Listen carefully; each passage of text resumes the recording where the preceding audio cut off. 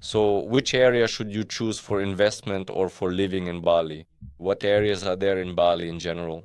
And which areas do tourists usually choose for different purposes? We'll break it all down in today's episode. Subscribe to our channel. There's a lot of interesting and useful information about real estate investment. And don't forget to like and hit the bell icon. So, what exactly are we going to discuss in this episode? We'll take a detailed look at the three most popular areas in Bali, what these areas offer, why they're popular, and why there's such huge tourist demand there. And we'll also discuss which projects in each of these areas, out of all available options, are the most profitable and attractive for investment. Let's get started. First of all, why is this topic important for investors? Why is it important to understand locations? Because in general, in tourism and in investment, especially in investment in tourist real estate, one of the most important factors is location. And like in that joke, the three keys to success are location, location, location. Of course, in real estate investment, location is not the only key factor, but it is one of the most important. How well you choose the location of your investment property will determine how much demand it will have among tourists and how much money you will earn from that property. So in Bali, there are a huge number of regions, districts, and settlements, but the most popular are Canggu, Ubud, and Bukit, the so-called Crimean Peninsula. If you pay attention, the map of Bali is very similar to Ukraine, and Bukit is a peninsula that really reminds us of our Crimea. So, three districts. Now let's go through each of them. What makes each of them different? Let's start with Canggu. Canggu is a surfer spot where people started coming even before there was a huge infrastructure here. For many decades, surfers have been coming here to relax and surf. And of course, a huge part of the tourists here are surfers because there are great surf spots and it's comfortable to surf here. And in fact, that's exactly what attracts this particular audience. The second truly huge and significant part of the essential infrastructure here is the numerous restaurants, vibrant nightclubs, luxurious spas, relaxing massage parlors, serene yoga centers, and so much more, offering a wide array of services and experiences. Canggu is a place for young people. Actually, Bali as a whole is an island for the young, but Canggu is home to the brightest, most vivid representatives of youth, those who come here to relax, to party, and to network. There are a huge number of restaurants, even in the market. It's a well-known fact. Canggu has a real food culture. There were even some studies, though I can't recall them exactly to cite properly, that showed a huge portion of tourists say in surveys that they come to Bali, specifically to Canggu, for the food. This is called culinary tourism. Indeed, Canggu has a huge number of restaurants, bars, and all kinds of entertainment, which, by the way, is much less common on the Bukit. The infrastructure there is still not as developed yet. And in Ubud, because the infrastructure there is of a different kind, that's it. Of course, Fins and Atlas are some of the most famous nightclubs. Well, a beach club and a nightclub where the biggest parties take place. Of course, the beaches are definitely not like those in Canggu, but this is the Canggu area. Yes, right now I'm talking about Nuanu. Nuanu, of course, is located in a completely different area, much farther from Canggu. But it's, so to speak, part of the Canggu area. That is, everything that's located nearby is commonly referred to as the Canggu area. Everything that's nearby, because Canggu is the most central place in this area. Ubud and all the areas adjacent to Ubud make up quite a large territory. First and foremost, it's about nature, jungles, palm trees, waterfalls, rice fields, canyons, and so on. It is, without a doubt, the spiritual center of Bali, with many temples, a place where people come to seek enlightenment, where people come to connect with this spirituality, with the magic of Bali. All of this is the Ubud area. Of course, there are also many restaurants, many spas, and many massage parlors in the center, but they can't compare to Canggu, right? So if you compare them, there are proportionally many more high-end restaurants in Canggu than in Ubud. Well, of course, Ubud has them too. There are even Michelin-starred restaurants. Undoubtedly, Ubud is known for its very expensive hotels. Even if we're talking about hotel chains like Ritz-Carlton, Four Seasons, Six Senses, and so on, but in Bukit or Canggu, the prices are significantly lower than for hotels of a comparable class in Ubud, which is also a noteworthy fact. Undoubtedly, Ubud is a place where people, tourists come, it's a must-visit destination.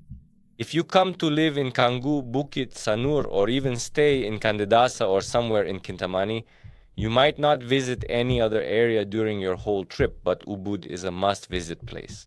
In other words, there isn't a tourist who doesn't come to stay in Ubud for at least 1 or 2 days. Undoubtedly, Ubud is one of the most important areas in Bali that simply cannot be ignored. Bukit is a place that, is kind of like in hockey. You shouldn't run to where the puck is, but to where the puck is going. So the player hits the puck, and you shouldn't run to where he's hitting it, but to where it's going. This principle really applies to Bukit because there are incredible beaches, Melasti, Pandawa, Dreamland. In Uluwatu, the surf spots are amazingly beautiful compared to Canggu. In Canggu, the ocean is terribly unattractive, the beaches are ugly, the sand is unpleasant, and there's a lot of trash. Well, because it's in a place where all that debris washes up from the ocean. But in Bukit, you don't have any of that. Incredibly beautiful beaches. Some of the most beautiful beaches in Bali. At the same time, there are both surfing spots and beach clubs. For example, Savaya is huge. Yes, it's ranked among the world's top 10 nightclubs where they host big parties, I don't really know how to put it. It's not really my thing, but let's just say it's a place where world-class DJs perform. That is it. But at the very same time, the essential infrastructure, such as delightful restaurants, well-equipped gyms, luxurious spas, and so on, is still not sufficiently developed or fully established, primarily because this particular area has only very recently started to truly develop and grow. It's only in the last 2 or 3 years that developers have started coming into this area to build real estate, hotels, and premium, comfort plus, and higher class complexes. Previously, there were only 5-star hotels here. Uman, part of the Hilton chain, Six Senses Angasan Cliff Resort, which isn't a chain but is a very high-level hotel. So in Bukit, there are mainly large 5-star hotels, mostly chain hotels, which entered with significant capital and built very expensive hotels. Or these are boutique hotels or complexes of villas and apartments at the local level, right? So this is quite a low segment, but the middle class is barely represented here. In fact, it was practically non-existent a few years ago, and now many developers have come to this area and are developing this class. And indeed, the puck is already reaching here, so to speak. Therefore, without a doubt, this is one of the most promising areas of Bali, which definitely cannot be ignored. And indeed, after the developers, the tourists will follow. When these complexes are completed, they will be available for rent. Because right now, you basically can't come to Bukit and stay overnight in normal, comfortable conditions for $100 or $150. It's either 5-star hotels or very low-level local class properties, which are uncomfortable for a tourist who respects themselves and values comfort. That's why most people, tourists, come for one-day tourism. They come to Melasti Beach for a day, swim, watch the sunset, and then spend 2 hours driving back to Canggu. That's it. There was no real estate, there wasn't any property for the middle class to have a comfortable stay. Now that kind of property is starting to appear there. This is an area that is definitely gaining momentum, and it's still not too late to get into it. Prices are rising quite quickly, even rapidly, including land prices, because a lot of developers consult with us before buying land and starting a project there. They ask us what we think about it. And over the past year and a half of actively studying the land market, I can tell you that in places like Melasti and Pandawa, land prices have sometimes increased several times over. So a year and a half goes by and some plots of land have multiplied in price. And this is not the end yet, yes. That is, land here is still not as expensive as, for example, in Canggu, where land is insanely expensive, costs a lot of money, just crazy expensive. Why is that? Because it's a very large developed area, and if you want to build something there, of course the landlord sets a high price. So in Bukit, this is still not the ceiling, right? In other words, we're still on the way there. But a year and a half ago, it was, let's say, peanuts. Now this area has really developed a lot. Overall, pay attention to this area. In terms of its vibrant, incredibly beautiful restaurants, yes. Well, these are large, expensive restaurants, big pricey hotels, mostly chain ones. There's also Savaya, a nightclub. At the same time, the infrastructure has really started to appear there. Let's put it this way. In 2 years, when your complex is finished, if you're buying at the foundation stage or off plan, by that time, the infrastructure will have caught up. Overall, the puck has flown over there. So what can be said about the projects in each of these areas? I've specifically put together a selection of our exclusive listings that we've handled in each of these areas, and some projects that aren't our exclusives, but which we consider to be the most worthy. That's it. First of all, I want to talk about Five Oceans, developed by Satisuk Development. This project is now in its final stage with a very strong concept, in a great location in the center of Canggu, surrounded by rice fields. There are very few places like this left in Canggu since it's highly developed and built up. There aren't many spots with rice fields anymore. This is right in the center of Canggu, in the Birawa area. This is the most central area of the most central city or estate or settlement in Bali. And right in the middle of the rice fields is this complex with a management company, which is considered the most premium and most successful in this segment on the market. Nexa Royal Oasis, which is located in Pererenan, is a neighborhood right next to Canggu, but is considered part of its agglomeration. Also from the same developer, Nexa Royal Oasis Black Edition, which is located in Pandawa. We're done with Canggu. Now we're talking about Pandawa. This is the Bukit area. Amani by Tios Group is one of the most beautiful and successful concepts I've seen in Bali. Truly, this project is done professionally. The positioning was chosen very well, and the management company was also chosen very well. Specifically, it's the hotel operator Windham, and indeed, this project is done at a very high level, which is why it is attractive for investment, right? In other words, it's a perfect match for the Balinese vibe, while also featuring modern elements, excellent quality, and it creates the unique Bali atmosphere. Some of the best general contractors in Bali.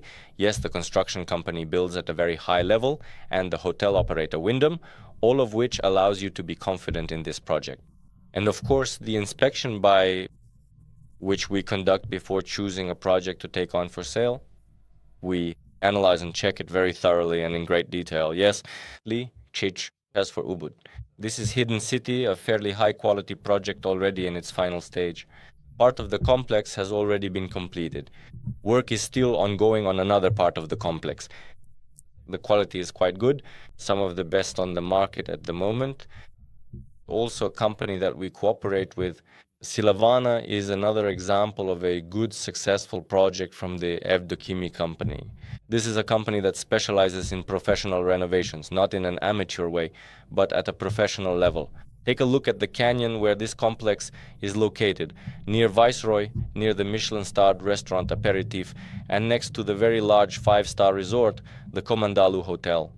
I have personally been to this location several times, and every time I am impressed. This is an incredibly beautiful canyon, an incredibly beautiful and highly sought-after place. So what makes this project quite attractive, right? And basically, if you look at these pictures, this is the truly beautiful Ubud. Green Dragon is one of the most beautiful projects we've seen as well.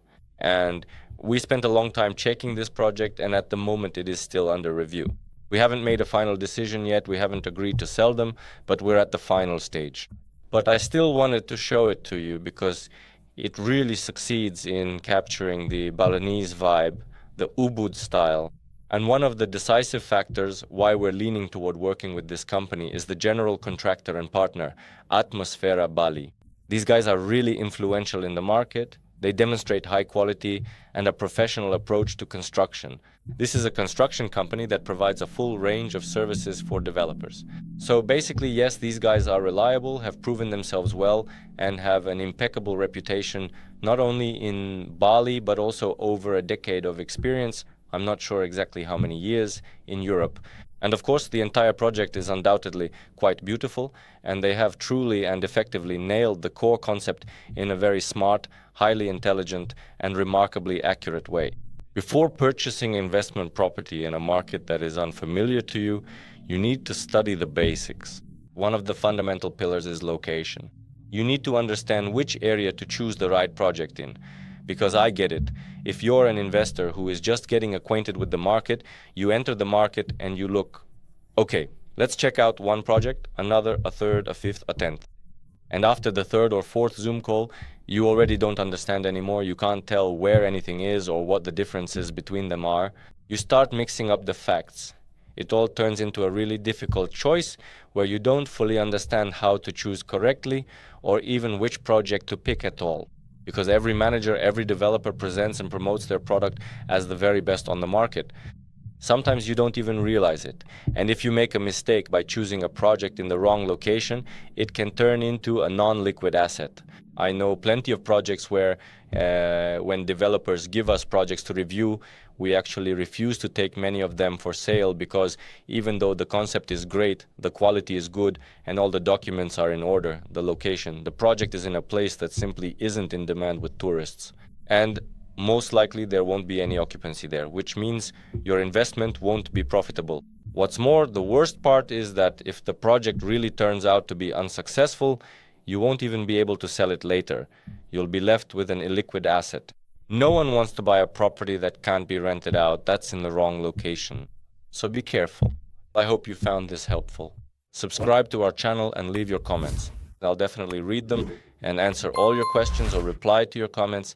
Turn on notifications, like the video, and share it with your friends who are interested in real estate investment. See you soon in the next episode. Bye!